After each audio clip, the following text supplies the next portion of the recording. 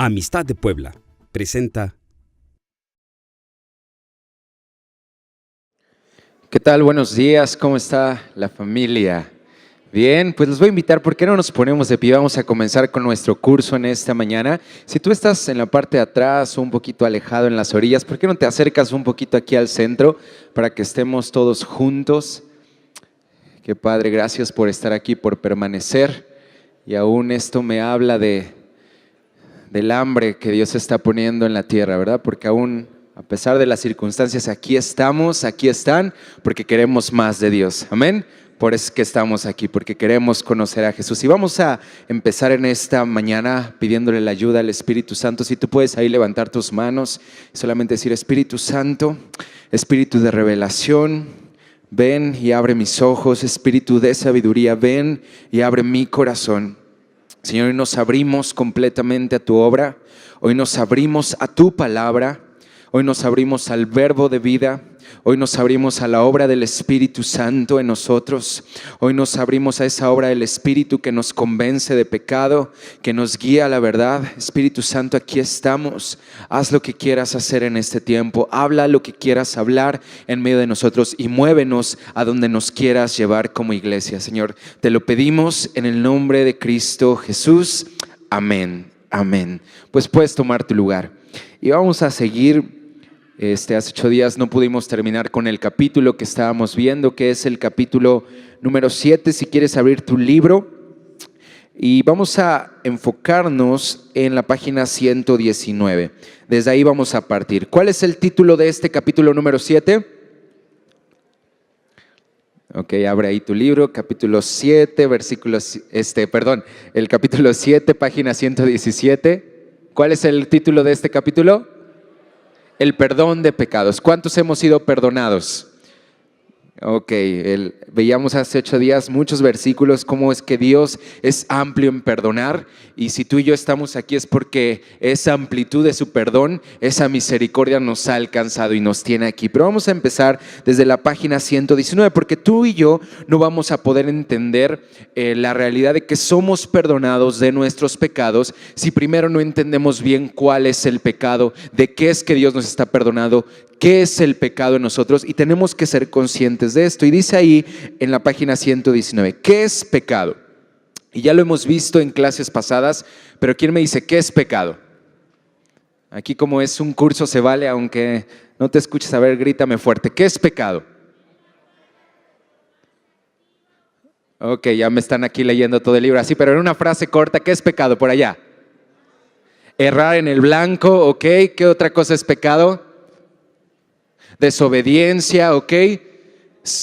Hacer todo lo malo, ok. Según en este capítulo, por eso empieza el capítulo con un dibujo de lo que es un tiro al blanco, ¿cierto? Entonces hablábamos y resumíamos que el pecado es errar en el blanco, fallar en el blanco, como cuando tú estás en el tiro al blanco y no le das en el círculo rojo, que es el blanco en el cual tú le tienes que dar. Pero también habíamos estado hablando que pecado lo podríamos resumir como todo aquello que preferimos antes que Dios. Cualquier cosa que tú prefieras y que no es Dios, eso es pecado. Y vamos a leer aquí, porque cuando Jesús estuvo en esta tierra, Él resumió toda la ley en un solo mandamiento. Y vamos a leer aquí, dice Mateo 22, 37 y 38, lo tienes ahí en tu página 119.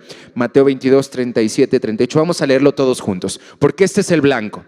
Este es el blanco en el cual le debemos de dar, por el cual tenemos que caminar. Y si no estamos dándole a este blanco, estamos en pecado. Estamos fuera de la voluntad de Dios. ¿Cuál es el blanco? Este es el blanco. Vamos a leerlo juntos. Dice: ama al Señor tu Dios con todo tu corazón, con todo tu ser y con toda tu mente. Le respondió Jesús: ese es el primero y el más importante de los mandamientos. Entonces, ¿cuál es el blanco?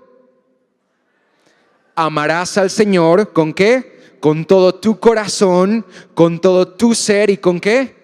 Y con toda tu mente. Entonces, todo aquello que no esté alineado, que no encaje con este mandamiento, que no encaje con esta realidad, con esta naturaleza de Dios, todo aquello que no se alinea a la realidad de amar a Dios con todo nuestro ser, con toda nuestra mente y con todo nuestro corazón, todo eso es pecado. Y cuando tú estás haciendo cosas que no están alineadas amando a Dios y poniendo a Dios como primer lugar, entonces tú estás errando en el blanco, tú estás fallando, y por más tiros, dardos que tú avientes y digas, no, ahora sí me voy a esforzar, ahora sí lo estoy haciendo bien, si realmente no estás amando a Dios con todo tu corazón, con todo tu ser y con toda tu mente, hoy quiero decirte, es pecado y necesitamos ser perdonados de este pecado. Entonces, si veíamos que pecado es errar en el blanco, pecado es preferir otras cosas antes que a Dios, hoy según este versículo quiero decírtelo así: pecado es cuando amamos otras cosas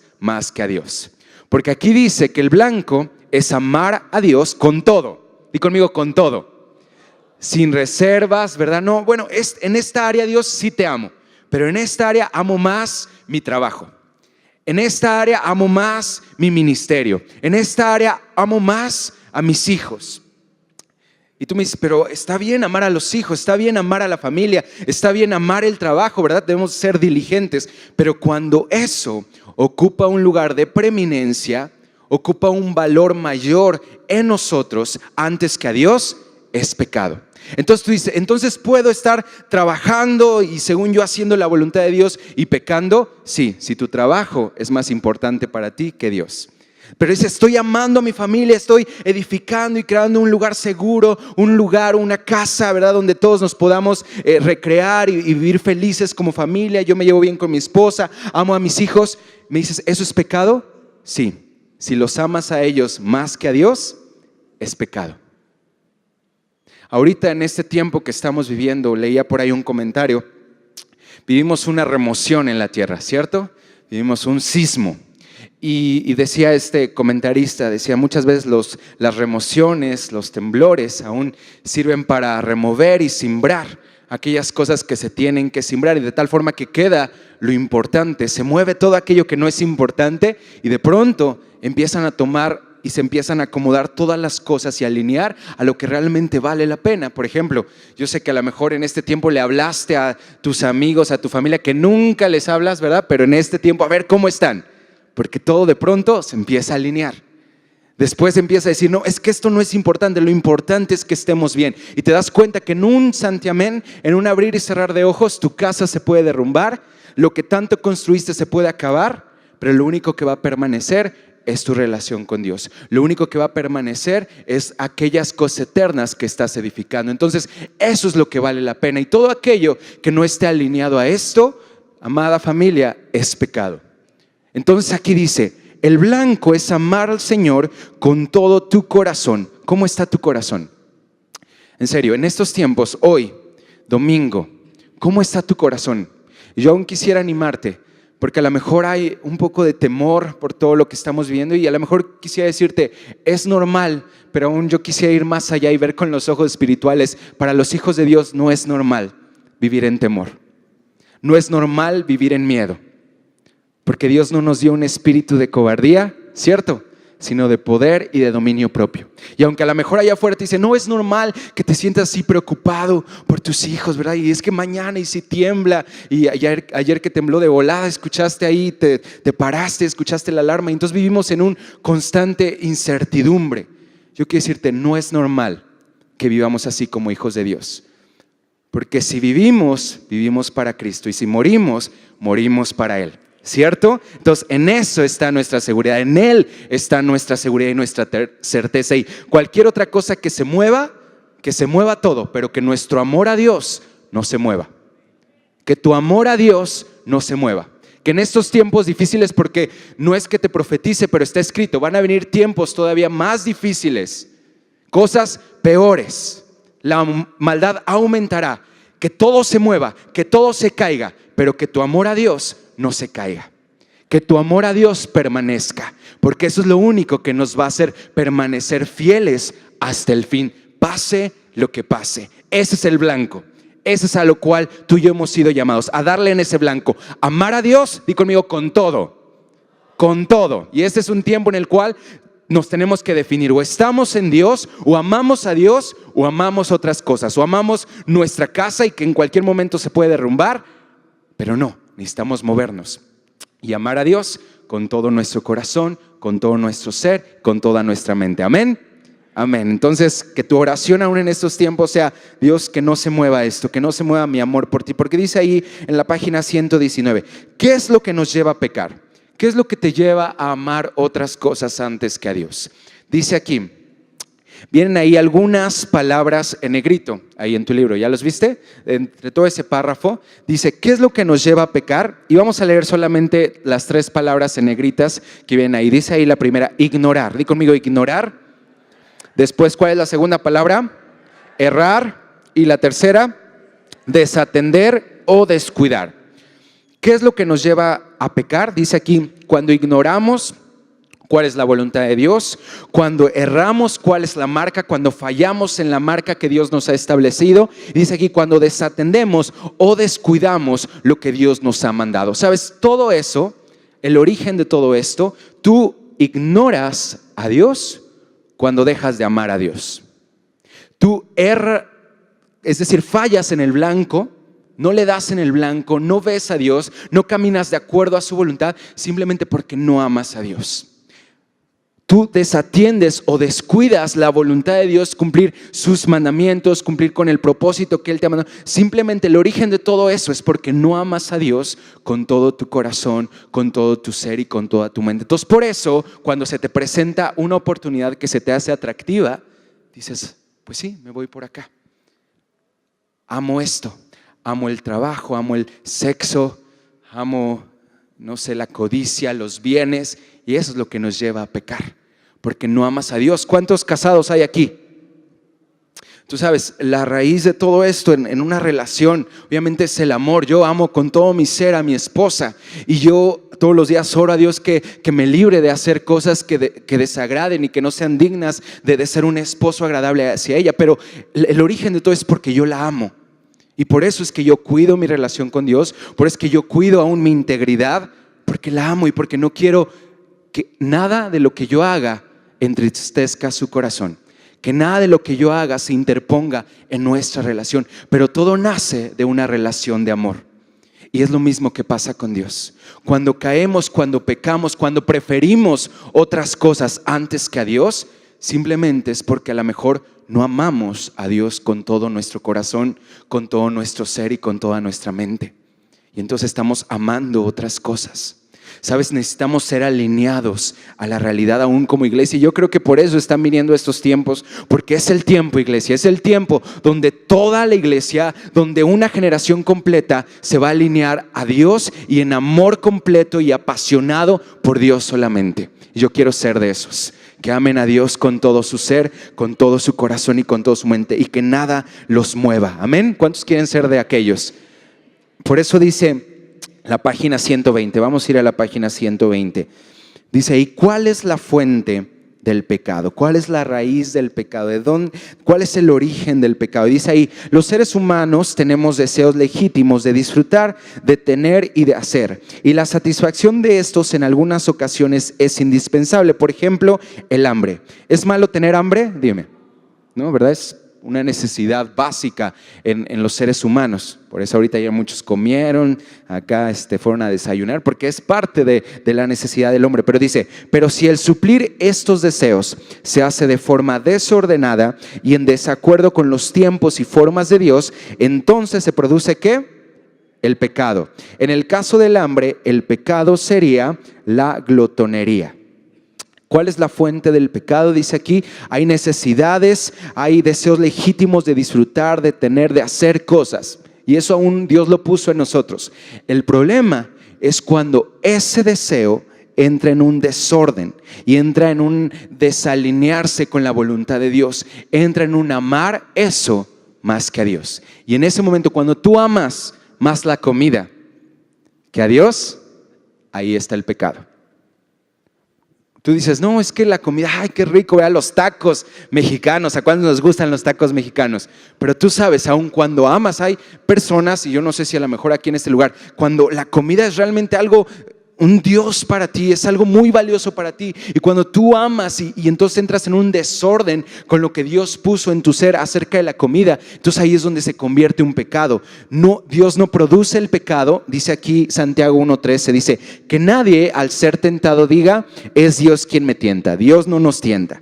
Dios no nos envía la tentación. Dice, porque Dios no puede ser tentado por el mal, ni tampoco tienta Él a nadie. Todo lo contrario, cada uno es tentado, ¿qué? Cuando sus propios malos deseos lo arrastran y lo seducen. Cada uno de nosotros sabemos cuáles son nuestros deseos.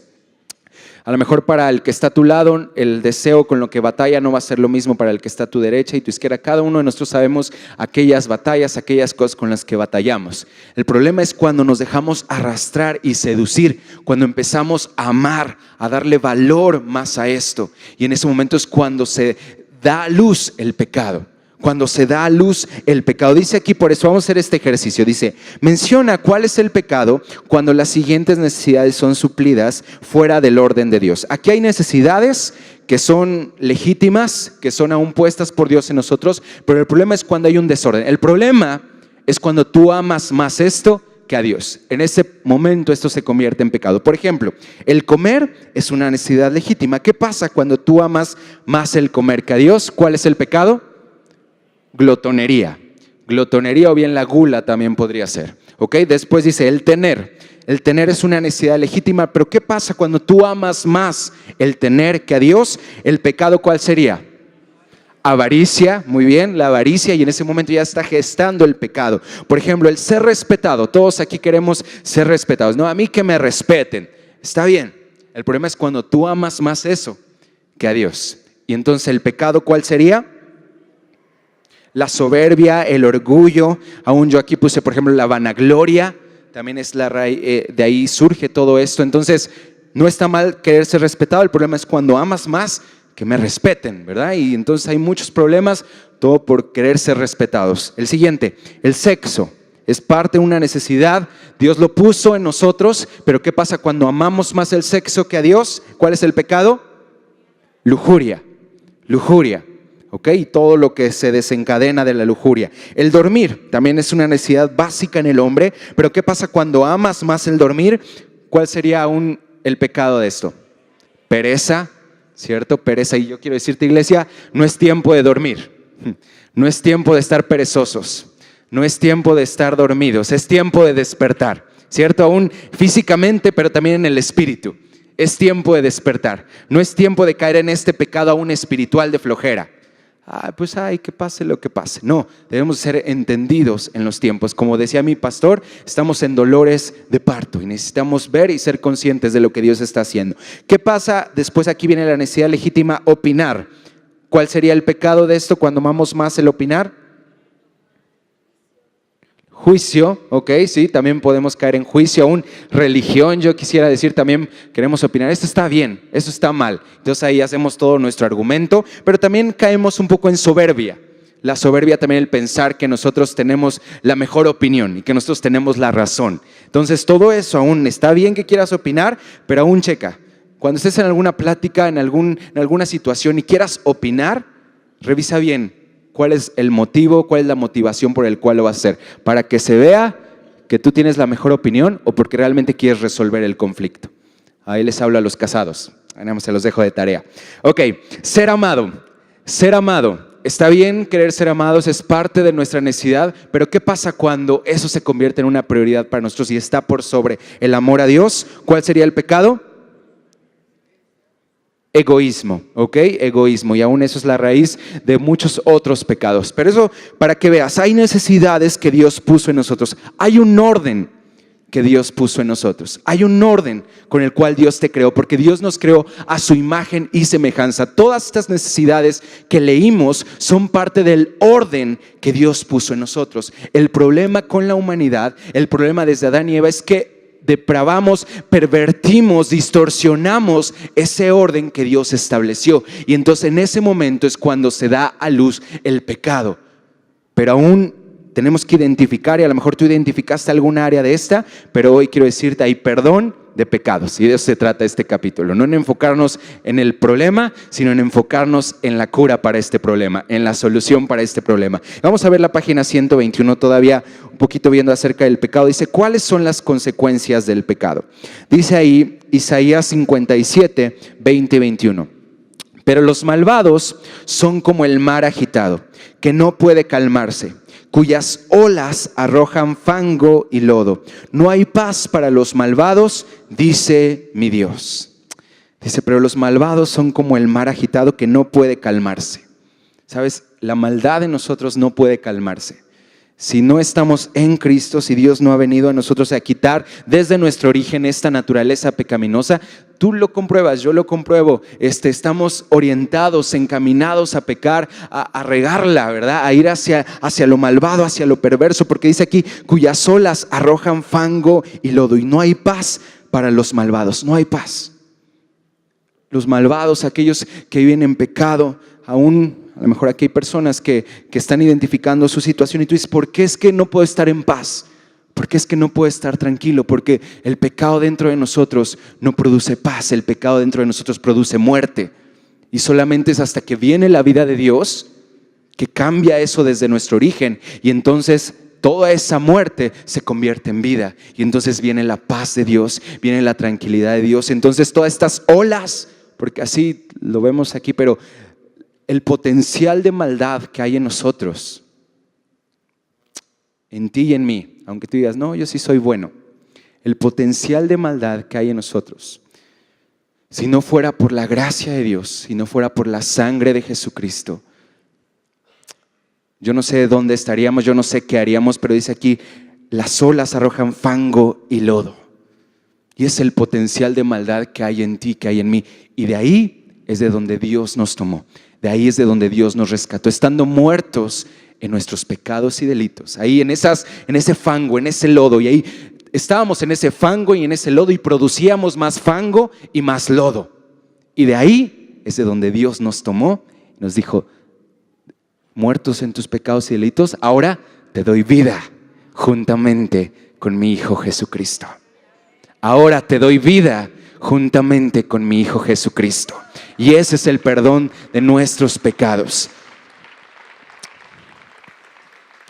Dice aquí, cuando tenemos pecado en nuestras vidas, las consecuencias serán en primer lugar agitación, lo que traerá confusión y ¿qué? Y desorden. Confusión y desorden. Por eso es que vivimos en una sociedad tan desordenada, con tanta confusión, porque hay pecado en esta sociedad. Pero quiero que me acompañes a Génesis. Vamos a Génesis, el primer versículo de la Biblia. Porque dice ahí que el pecado produce confusión y desorden. El primer versículo de la Biblia, que a lo mejor tú lo conoces muy bien, dice aquí, Génesis 1:1. Vamos a leerlo todos juntos. Dice, en el principio creó Dios, ¿qué? Los cielos y la tierra. Y la tierra estaba, ¿qué? Desordenada y vacía, y las tinieblas estaban sobre la faz del abismo. Y el Espíritu de Dios se movía sobre la faz de las aguas. Y dijo Dios, sea la luz, y fue la luz. Dice aquí que en el principio, ¿cómo estaba la tierra? Desordenada y vacía, y llena de tinieblas. Y vemos aquí que el pecado produce desorden en nosotros. Hoy quiero decirte, ¿sabes? A Dios no le espanta tu desorden. A Dios no le espanta el desorden. Porque el desorden es una excelente oportunidad para que el Espíritu de Dios se mueva sobre eso. A Dios no le espanta tu desorden, pero sí está interesado en arreglar tu desorden. Sí está interesado en ordenar tu vida. Sí está interesado en ordenar todas las cosas y regresar todo a su diseño original. Aunque tú pienses, no, es que yo no me conoces, vieras el desorden, el caos que soy. Mira, si la tierra estaba desordenada y vacía y llena de tinieblas, muchas veces a lo mejor así están nuestras vidas, vacías, desordenadas y llenas de tinieblas. Pero dice ahí que en ese momento, ahí cuando todo estaba desordenado y vacío y en tinieblas, el Espíritu de Dios se movió. Se movió. Y es lo que necesitamos, que el Espíritu de Dios se mueva sobre nosotros y produzca vida, vida del Espíritu. Y entonces toda tiniebla se vaya, todo desorden se vaya y todo se ordene a la voluntad de Dios. Y dice ahí, y dijo Dios que sea la luz, y se hizo la luz. Y es lo que necesitamos, aunque tú vengas en una situación de tinieblas por tu pecado, por tu condición, en esta hora Él está declarando sobre tu vida que se haga la luz sobre ti, que se haga la luz sobre ti. No más tinieblas, no más oscuridad, no más pecado. Ahora la luz de Cristo va a brillar y resplandecer sobre tu vida, porque solamente Él lo puede hacer. Amén, ¿lo crees? ¿Sí lo crees? Porque esto es una realidad. A Dios no le espanta tu desorden. Eso me da esperanza, pensar que por más desordenado que sea, el Espíritu Santo se puede mover sobre mi desorden y alinear todo eso. Pero necesitamos alinearnos a Dios. Por eso dice aquí, otra cosa que produce el pecado es culpabilidad. Por eso te sientes culpable, ¿verdad? Y por mi culpa. Pero por eso necesitamos el perdón de Dios que venga a quitar esa culpabilidad. Porque por más que digamos, es que qué culpable, miserable, yo pecador, sí, pero hubo alguien que ya cargó tu culpa, hubo alguien que ya cargó tu condenación, hubo alguien que ya cargó tu vergüenza, para que tú ya no digas por mi culpa, sino digas, ya toda mi culpa la llevó Jesucristo en la cruz y ahora ya no hay culpa en mí, ya no hay vergüenza en mí, ya no hay condenación en mí, solamente hay vida y vida eterna. Eso es lo que Dios produce. Y dice aquí también que lo que pasa es que hay problemas. Quiero que vayas conmigo a Proverbios 22:8. Proverbios 22:8. Porque dice, porque el que siembra maldad cosechará desgracia. Y esto es una realidad. Proverbios 22:8 dice así. El que sembrare iniquidad, ¿qué? Iniquidad segará. Y la vara de su insolencia se quebrará. Dice aquí, hay un principio eterno. Lo que siembras, ¿qué? Cosechas. Eso es un principio eterno en Dios. Y dice aquí, el que sembrare iniquidad, iniquidad segará. A veces lo que vivimos, tú dices, pero es que Dios ya me perdonó, entonces ¿por qué estoy viviendo esto? Porque lo que sembramos, lo cosechamos. Y hay consecuencias para nuestras acciones, hay consecuencias para las decisiones que tomamos. Y a lo mejor lo único que estamos viviendo es la repercusión de esas decisiones malas que tomamos. Pero lo que te da esperanza es que si ya estás en Cristo, eres perdonado y aún esas cosas, esas consecuencias que parecieran algo malo, se convierten en una oportunidad para que Dios pueda obrar y para que en medio de tu debilidad su gracia se perfeccione. Para los que estamos en Dios, aún todas las cosas nos ayudan a bien. Tú estás a lo mejor viviendo consecuencias de tu pecado. Es parte de lo que hicimos, son las consecuencias de las acciones que tomamos. Pero en Dios, como yo les decía, Dios está reescribiendo nuestra historia con una tinta roja y espesa. Dios está reescribiendo tu historia con una tinta roja y espesa, su sangre. Y en Cristo, ahora esa historia nueva, esa vida nueva, esas situaciones, por malas que parezcan, son oportunidades para que la gracia y la misericordia y el amor de Dios sean perfeccionados en tu vida. En serio, tómalos ahí para que veas que esas situaciones aún Dios puede obrar en medio de situaciones y aún Dios puede cambiar y las consecuencias, aún yo lo he visto, aún Dios en su misericordia las corta, las quita y entonces vamos de gloria en gloria y de victoria en victoria en Él. Por eso dice aquí, ¿tienes los síntomas? Te pregunto, ¿tienes los síntomas? Agitación, culpabilidad y problemas. Necesitas el tratamiento. ¿Cuál es el tratamiento? A ver, dilo fuerte. ¿Cuál es el tratamiento? Cristo. El único tratamiento para nuestro pecado es Cristo. La única solución para nuestro pecado, para nuestra enfermedad mortal que tenemos, es Cristo. ¿Ya identificaste si tienes estos síntomas? Hoy te quiero decir, hay un tratamiento, hay una cura y está todavía disponible para nosotros. Es Cristo, es su sangre, es su sacrificio, es lo que Él hizo en la cruz. Entonces hoy tomemos el tratamiento. Hoy vayamos a Cristo, corramos a Cristo porque Él es la única solución. Por eso dice aquí, vamos a ver algunas consecuencias de lo que produce el pecado y lo voy a decir bien rápido porque el primer párrafo es las consecuencias que se producen en nuestra relación de nosotros con Dios. Y solamente vamos a leer las palabras en negritas que tienes ahí. ¿Qué pasa? ¿Cuáles son las consecuencias de nuestro pecado en nuestra relación con Dios? Hay castigo. ¿Cuál es el siguiente? Culpa y hay muerte. Es decir, tal vez no una muerte física, pero sí una muerte espiritual. La paga del pecado es muerte, es una separación con Dios, es una separación de la vida de Dios. Entonces, claro que pasa algo cuando nosotros pecamos, cuando estamos en pecado, hay una separación. Porque lo que pasa, la raíz del pecado es que amamos otras cosas, es decir, traicionamos a Dios. Traicionamos, rechazamos a Dios. Adulteramos en nuestra relación con Dios y amamos otras cosas. Y por eso hay castigo, hay culpa y hay muerte. Dice ahí también que hay consecuencias en nuestra relación con nosotros mismos. ¿Qué pasa con nosotros mismos? Y vamos a leer solamente las palabras en negrito, que hay esclavitud, la página 122, que dice pérdida de la realidad y negación. No, estoy bien, ¿verdad? No pasa nada, yo lo controlo. Entonces perdemos aún la conciencia de la realidad y negamos todo. Y también, ¿qué pasa? Un autoengaño. Y dice insensibilidad, autocomplacencia, falta de paz y de descanso. No me mientas si tú me dices que cuando estamos en pecados, ¿verdad?, estamos bien tranquilos por la vida. No, hay algo dentro de nosotros que no nos deja. Y yo espero que todos los que estamos aquí, que hemos creído en Jesucristo y que el Espíritu Santo está en nosotros, cuando la regamos, luego el Espíritu Santo ya está desde antes ahí. No lo hagas, no lo hagas. Y ya cuando caímos, aún así no podemos estar tranquilos y en paz. No pasa nada. ¿Verdad que no podemos estar así? Porque hay consecuencias aún de lo que pasa con el pecado en nosotros. Hay una falta de paz, hay una falta de descanso, hay una insensibilidad. Por eso la realidad del nuevo pacto, lo que veíamos hace 8 días, es que no podíamos ser sensibles a Dios. Teníamos un corazón de piedra y lo que viene a hacer Jesucristo es a darnos, quitarnos ese corazón de piedra, ese corazón insensible y ahora darnos un corazón de carne, un corazón sensible a la realidad de Dios, a la realidad de quién es Dios, que puede creer en Dios, que puede aferrarse a Dios y al sacrificio de Jesús. Antes no podíamos porque nuestro pecado nos lo impedía, pero no es hasta que viene la irrupción del Espíritu Santo en medio de nuestro desorden y cuando estábamos ciegos, de pronto Dios dice que se haga la luz y empezamos a ver quién es Jesús.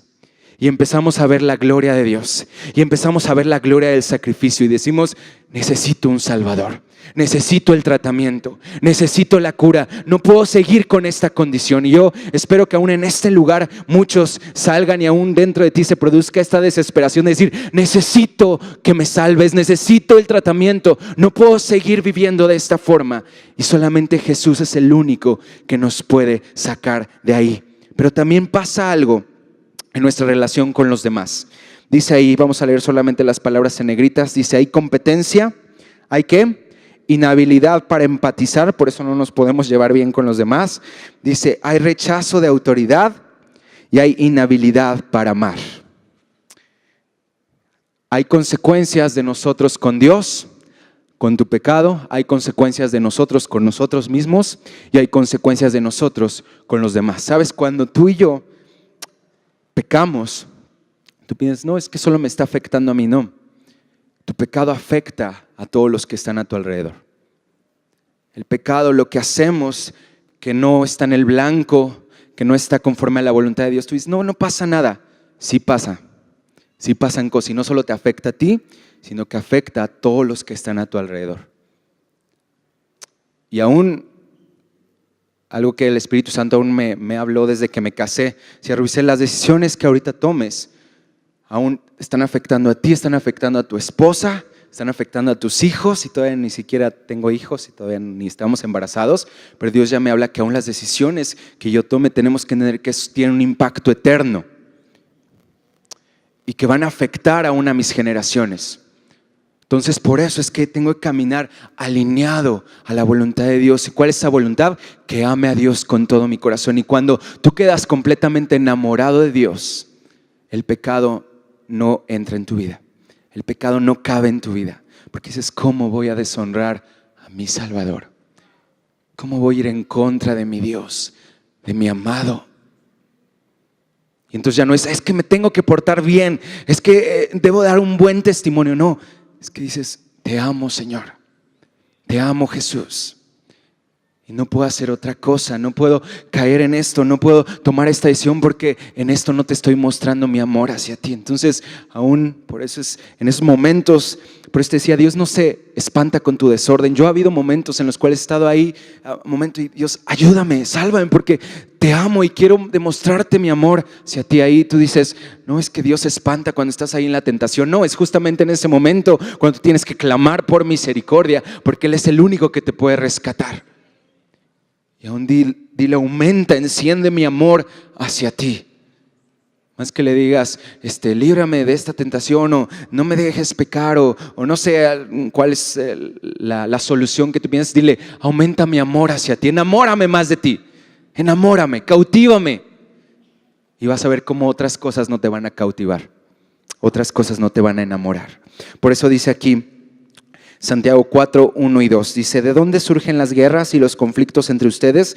¿No es precisamente de las pasiones que luchan dentro de ustedes mismos? Desean algo y no lo consiguen, matan y sienten envidia y no pueden obtener lo que quieren, riñen y se hacen la guerra. El problema de la guerra es el pecado.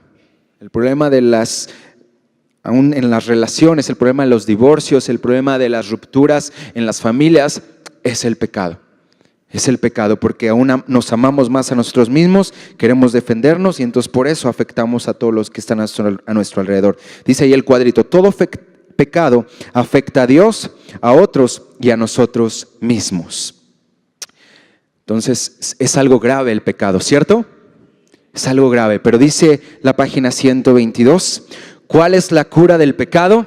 Y ahí vamos a enfocarnos tantito. ¿Cuál es la cura del pecado?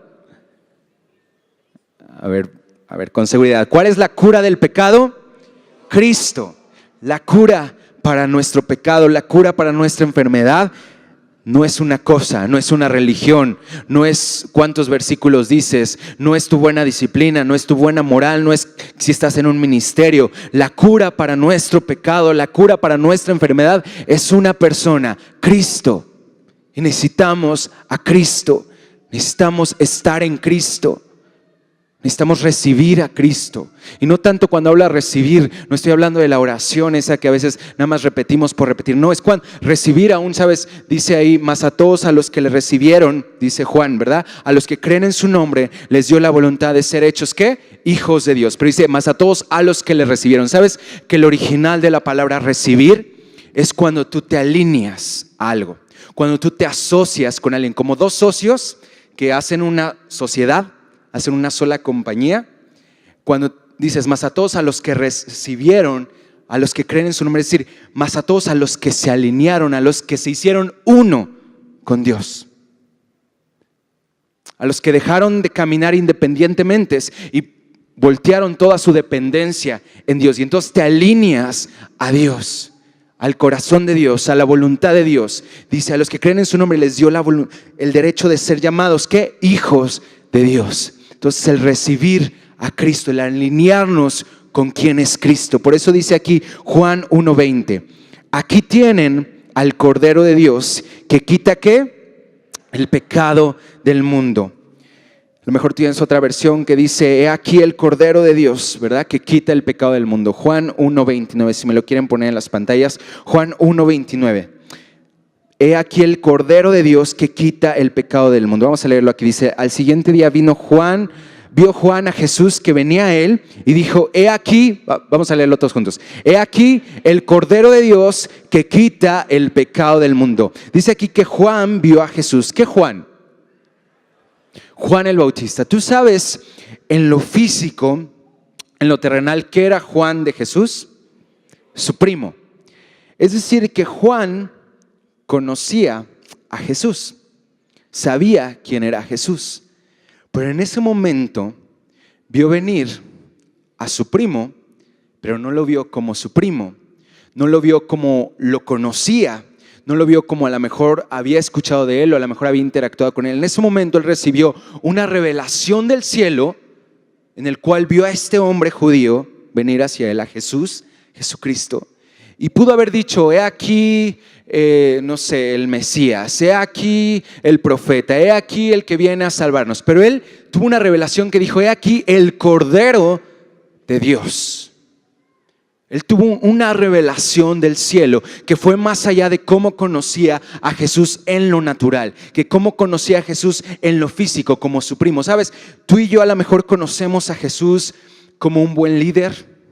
Yo estudié administración de empresas y aún dentro de mi carrera mucha gente me decía, no, es que Jesús es un buen líder, y hay libros aún especializados en cuestión de liderazgo que toman a Jesús como un líder porque sus principios pueden ser aplicados para tu empresa, pueden ser aplicados para tu relación de liderazgo.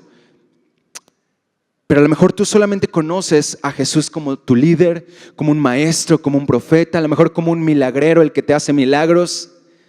Pero hoy y es de vida o muerte. Necesitas recibir esta misma revelación que tuvo Juan el Bautista. Y a lo mejor él lo conocía como su primo, pero en ese momento sus ojos se abrieron para decir: he aquí el Cordero de Dios, aquel que va a ser sacrificado. Es decir, cuando Juan el Bautista vio a Jesús, lo vio ya muriendo en una cruz, lo vio ya derramando su sangre, lo vio que iba a ser sepultado, pero que iba a resucitar. Vio todo el sacrificio, vio todo lo que iba a pasar, vio el plan perfecto de Dios consumado en la persona de Jesús. ¿Se acuerdan cómo hemos visto cómo el pueblo de Israel tenía que tomar a un cordero, transferirle todos sus pecados, matarlo y entonces rociar la sangre para la expiación de sus pecados? ¿Se acuerdan? Entonces en ese momento él tuvo una revelación de que eso que por tantos años había el pueblo de Israel hecho y que no era suficiente, había llegado aquel que sí era suficiente para el Padre. Había llegado aquel que iba a completar la obra. Había llegado aquel que iba a morir como un cordero sin mancha.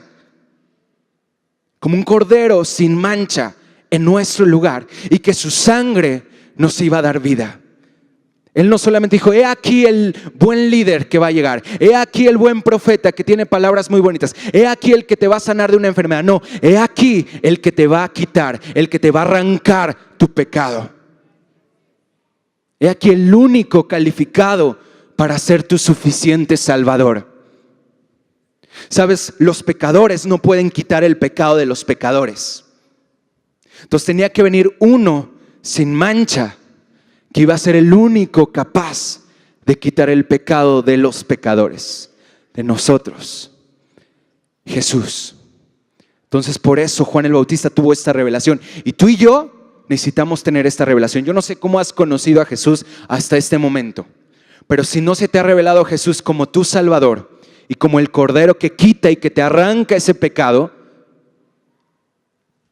podemos estar en muerte. Quiero que vayas conmigo, por favor, a Juan 8:24.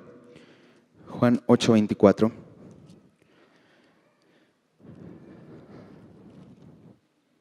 Que esto es de vida o muerte. 8:24. ¿Ya estás ahí? Vamos a leerlo todos juntos. Dice: por eso os dije, ahí están las pantallas. Por eso os dije que moriréis en vuestros pecados, porque si no creéis que yo soy, en vuestros pecados, ¿qué? Moriréis. Si tú y yo no creemos en Jesús, aquí mi Biblia tiene letras en rojito, es decir, Jesús mismo está hablando. Y dice aquí: porque os dije que moriréis en vuestros pecados. La paga del pecado es muerte. Nuestra condición es muerte por el pecado que hay en nosotros. Pero ha llegado la solución, les dijo. Ha llegado el tratamiento, ha llegado aquello que te va a arrancar, que te va a quitar. Pero si no crees que yo soy aquel que quita tu pecado, entonces moriréis en tus pecados. Si tú y yo no creemos en Jesús como que es el único que puede quitar nuestros pecados, que puede arrancar nuestros pecados, que puede perdonar nuestros pecados, entonces en nuestros pecados moriremos. Por más veces que vengas a Amistad de Puebla, no importa el tiempo que estés en un ministerio, si no ves a Jesús como tu Salvador, moriremos en nuestros pecados. Por eso necesitamos ver a Jesús y necesitamos esta revelación del cielo, que digamos: he aquí, aquí está, Él es el Cordero de Dios que quita el pecado del mundo, que quita mi pecado, que ha arrancado mi pecado. Y que eso lo llevemos allá afuera. Hoy en día tú sales, vas en el camión, estás en el Oxxo, cualquier lado donde estés, ¿cuál es el tema de conversación? El temblor, el terremoto, ¿verdad? Y lo que pasó. ¿Qué pasaría si todos los que estamos aquí, solo estoy hablando de los que estamos aquí, permeáramos, ¿verdad?, la sociedad, permeáramos el mundo entero, hablando de ese terremoto que sucedió en nuestros corazones, ¿verdad? Donde estábamos en pecado, estábamos muertos en nuestra condición, pero llegó el terremoto del cielo que cambió nuestro corazón, que quitó nuestra condición de maldad, y entonces que vimos a Jesús y que Él es el único que puede quitar el pecado de nosotros, y que eso lo podamos transmitir a otras personas. Imagínate lo que esto sería, imagínate lo que sucedería. Cuando tú ves al Cordero de Dios, no puedes callar de hablar para que otros también lo vean. Y es lo que hizo Juan el Bautista. Él lo vio, pero no se lo quedó para sí, sino que lo gritó para que todos los que estaban ahí vieran que Él era el Cordero de Dios. Y hoy, si te lo estoy diciendo así fuerte, es para que lo veas, porque necesitamos verlo. He aquí el Cordero de Dios que quita el pecado del mundo. Solamente Jesús. Él es el único. Por eso dice ahí, vamos a terminar leyendo 1 de Juan 1, 7, 10, viene ahí en la página 123 hasta el final.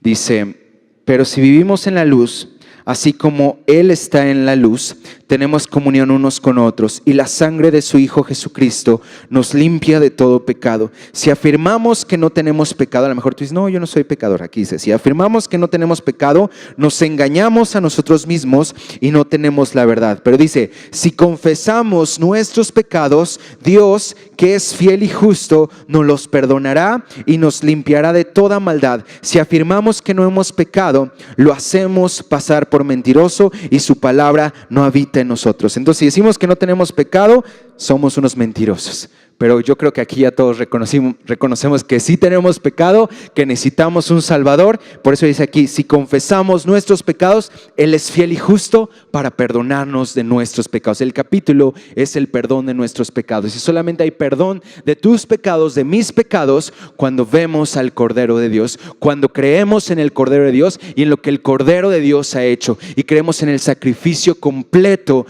permanente y efectivo de Dios. Y entonces en ese momento, dice abajito, y solo voy a terminar, Isaías 1:18, si vuestros pecados fueren como la grana, como la nieve serán emblanquecidos. Y si fueren rojos como el carmesí, vendrán a ser como blanca lana. Perdonados nuestros pecados, gracias al sacrificio de Jesús. ¿Por qué no das un fuerte aplauso a Jesús por lo que Él ha hecho? Solamente ahí ya levanta tus manos y di gracias, Señor.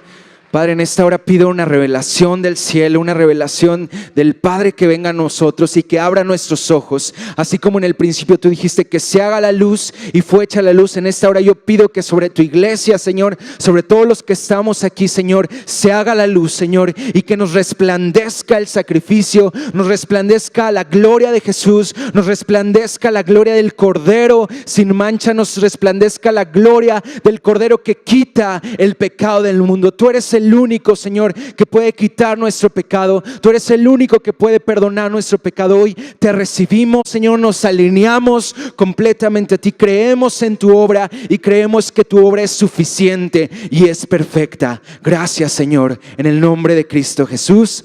Amén. Amén. Que Dios te bendiga.